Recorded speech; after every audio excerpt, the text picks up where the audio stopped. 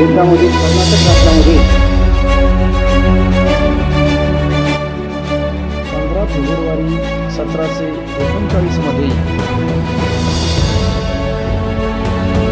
एक सुपुत्र जन्माला आले।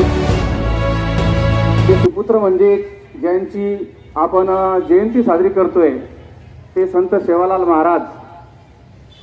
लहानपणापासूनच संत सेवालाल महाराज अत्यंत कुशाग्र बुद्धीचे होते, हुशार होते।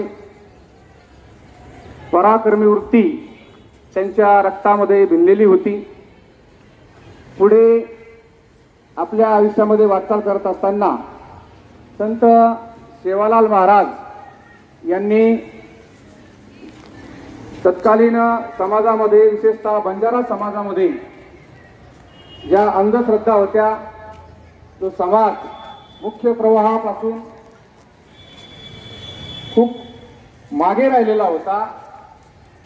अशा समाजाला शिक्षणाच्या प्रवाहात आणण्यासाठी त्यांनी आटोकाट प्रयत्न केले।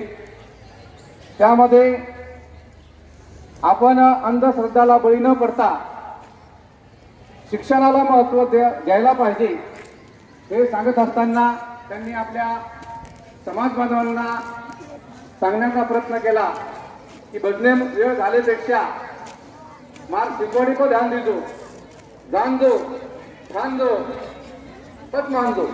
म्हणजे विचारपूर्वक केवळ बाबा वाक्यांप्रमाणे मानून आपण कुणावरही भरोसा न ठेवता आपल्या कर्तव्य बुद्धीला जे खरं वाटेल त्याचा स्वीकार आपण केला पाहिजे अशी शिकवण त्यांनी दिली।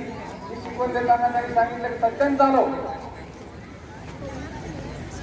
कपट वृत्ती जी आहे तर ती सोडून द्या। समाजामध्ये एकता निर्माण झाली पाहिजे, समानता निर्माण झाली पाहिजे।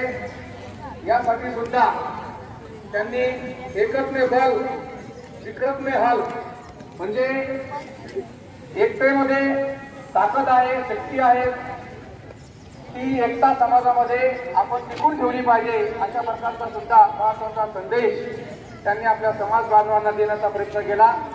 त्याचबरोबर आज 300-350 वर्ष कालावधी त्यांचा कार्यकाल होऊन गेलेला आहे, तरी सुद्धा त्यांच्या विचाराची गरज